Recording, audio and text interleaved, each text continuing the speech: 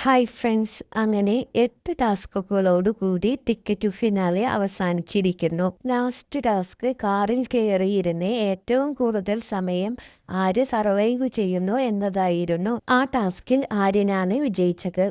8 ടാസ്കുകളിലെയും കൂടി എല്ലാവരുടെയും പോയിന്റ് നിലവാരം ഇങ്ങനെയാണ്. ടിക്കറ്റ് ടു ഫിനാലെ സ്വന്തമാക്കി 56 പോയിന്റുകളോടുകൂടി ഒന്നാം സ്ഥാനത്ത് നൂറയാണ് ഉള്ളത്. 51 പോയിന്റുകളോടുകൂടി രണ്ടാം സ്ഥാനത്ത് ആര്യൻ, 45 പോയിന്റുകളോടുകൂടി മൂന്നാം സ്ഥാനത്ത് അക്ബർ, 40 പോയിന്റോടുകൂടി നാലാം സ്ഥാനത്ത് നെവിൻ, 34 പോയിന്റുകളോടുകൂടി അഞ്ചാം സ്ഥാനത്ത് അനീഷും അനുവുമാണ് ഉള്ളത്. 27 പോയിന്റുകളോടുകൂടി സാബുമേൻ ആറാം സ്ഥാനത്തും.